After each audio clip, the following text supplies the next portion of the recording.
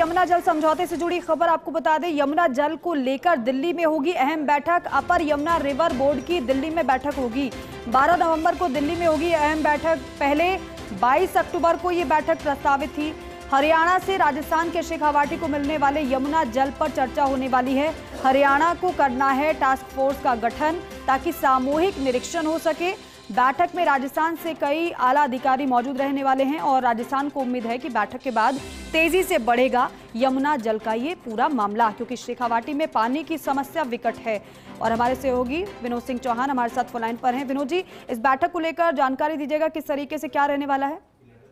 देखिए, पहली बात तो यह है कि जिस तरीके से हरियाणा में फिर से बीजेपी सरकार बनी है और जीत के तुरंत बाद मुख्यमंत्री भजनलाल शर्मा ने कहा था कि अब यमुना के पानी को लेकर के बातचीत आगे बढ़ी थी। उसी क्रम में देखिए 22 तारीख को बैठक होनी थी, जिसे पोस्टपोन करके 11 नवंबर को किया गया। लेकिन बड़ी बात यह है कि अपर यमुना जल बोर्ड की जो बैठक दिल्ली में हो रही है उसमें 5 राज्य शामिल हो गए, लेकिन राजस्थान का मुद्दा सबसे अहम रहेगा, क्योंकि अब राजस्थान चाहता है कि इसमें तेजी से काम हो। अब तक टास्क फोर्स का गठन हरियाणा कर नहीं पाया, क्योंकि जब तक टास्क फोर्स का गठन नहीं होगा सामूहिक तरीके से जो निर्णय नहीं लिए जा सकेंगे, निरीक्षण नहीं हो पाएंगे, क्योंकि डीपीआर बनानी है। और राजस्थान सरकार तो यमुना जल बोर्ड के हिसाब से 60 करोड़ रुपए डीपीआर के लिए सैंक्शन भी कर चुके। तो देखिए, वो तमाम चीजें जो है उनका निर्णय होना है और टास्क फोर्स का गठन होना है, ताकि दोनों राज्य मिलकर के जो हथनी कुंड है उसका दौरा करें।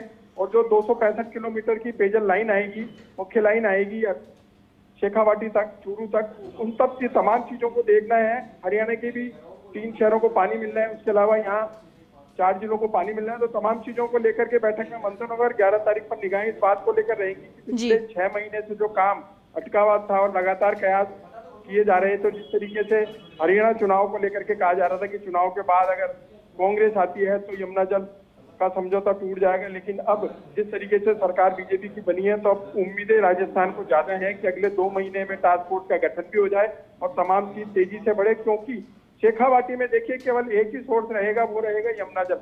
वहाँ कोई तालाब, नहर या नदी नहीं है।